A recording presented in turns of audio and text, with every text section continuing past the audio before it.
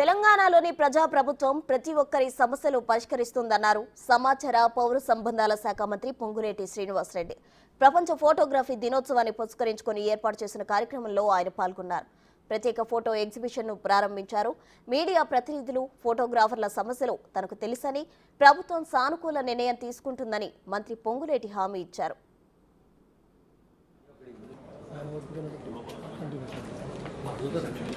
అడిగాం ఆల్రెడీ చెప్పేసి మినిస్టర్ గారు వెళ్ళిపోతా అంటే వెళ్ళిపోతాను.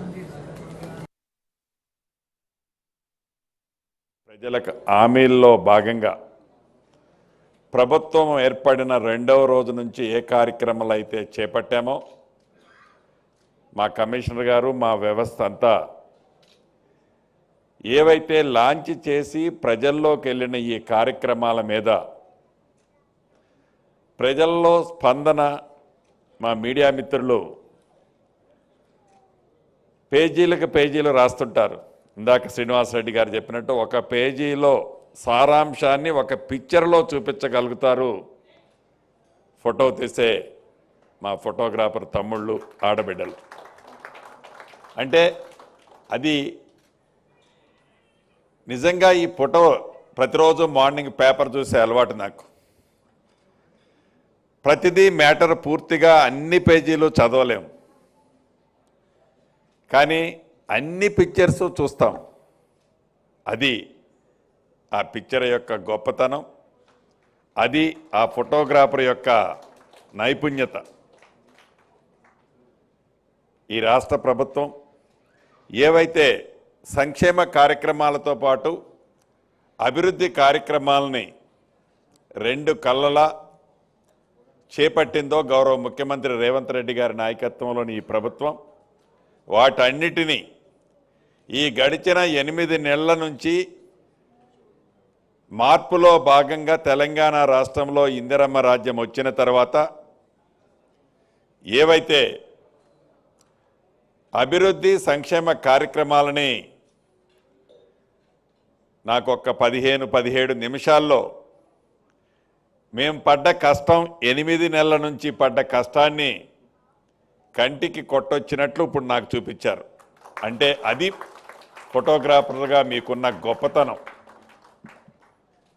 అదే మా జర్నలిస్ట్ సోదరులు ప్రతి పేపర్లో సుమారుగా అదే 16 పేజీలో, 18 పేజీలో, 20 పేజీలో మ్యాటర్ ఉంటుంది.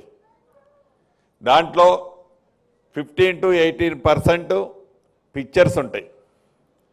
మిగతా రిమైనింగ్ బ్యాలెన్స్ అంతా మోర్ దాన్ 80% ప్రింట్ ఉంటుంది. ఈ ప్రింట్ చదివేది చాలా తక్కువ. మనం ఈ పిక్చర్స్ చూసే ఆ సారాంశం ఏంటో మెయిన్ హెడ్లైన్ చూసి ఫాస్ట్గా ముందుకు మూవ్ అయిపోతున్న ఈ ప్రపంచంలో, ఈ దేశంలో, ఈ రాష్ట్రంలో నిజంగా కళని అభిమానించడంతో పాటు దాంట్లో మీకున్న ప్రావీణ్యతను చూపిస్తూ అద్భుతంగా కంటికి కొట్టొచ్చినట్లు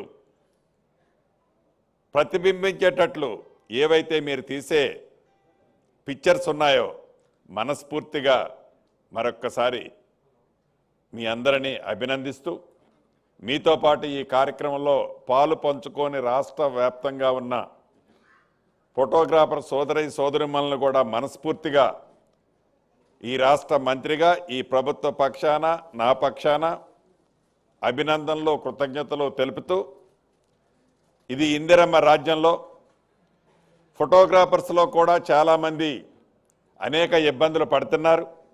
వారి సమస్యలు కూడా ఉన్నాయి. మా మిత్రులు ఇచ్చినట్లు తప్పకుండా ఇది వేదిక కాదు, కానీ తప్పకుండా మీ సమస్యలను కూడా మీ మంత్రిగా నేను హామీ ఇస్తున్నాను. మీ సమస్యలను కూడా పరిష్కరించే దాంట్లో పాజిటివ్గా ఈ ప్రభుత్వం ఉంటుందని మనస్ఫూర్తిగా ఈ వేదిక మీద నుంచి మరొక్కసారి మీ అందరికీ తెలియజేస్తూ, మీ అందరికీ ఫోటోగ్రాఫ్ వ్యవస్థ సోదరులందరికీ మరొక్కసారి అభినందనలు తెలియజేసుకుంటూ సెలవు తీసుకుంటున్నాను. ఫోటోగ్రాఫర్ కష్టాలు అన్ని ఇన్ని కావన్నారు Telangana press academy chairman K Srinivasa Reddy. ఫోటోలు లేని దినపత్రికను ఊహించలేమన్నారు.